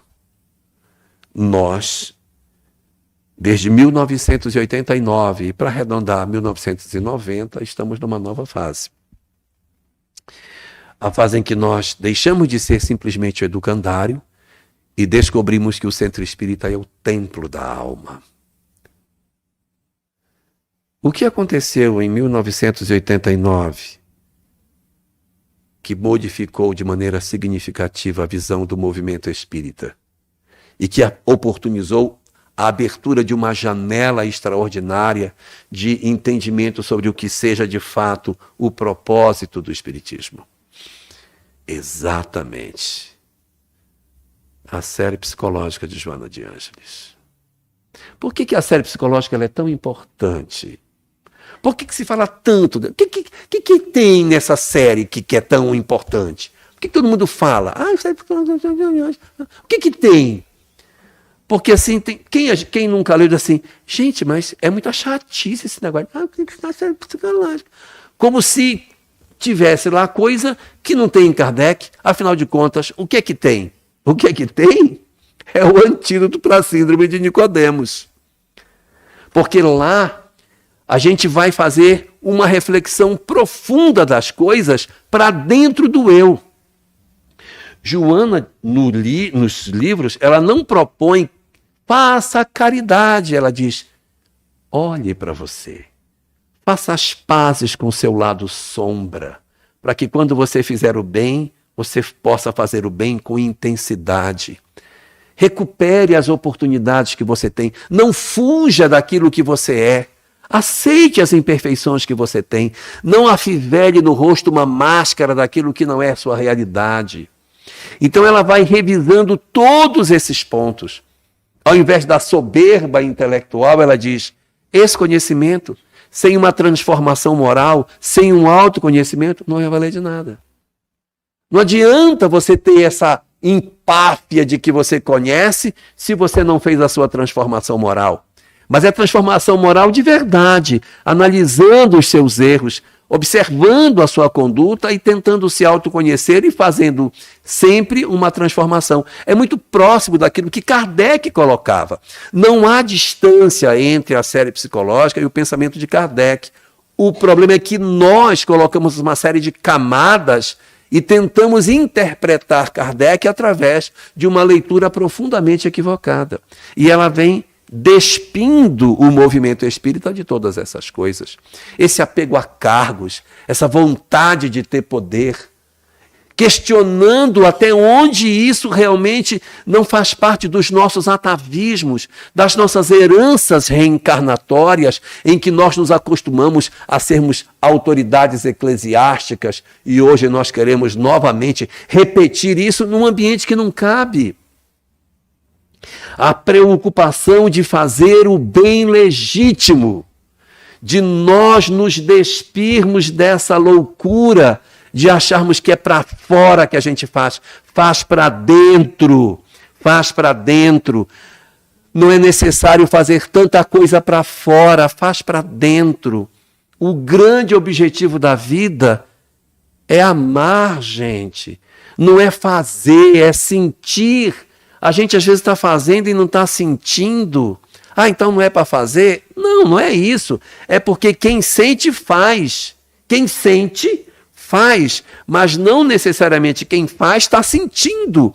O que ela propõe é sente o que você faz. Se você não está sentindo, recua, procura sentir para você fazer com sentido mais profundo, para ter sabor à vida. E o que ela ressignifica do sentido da família.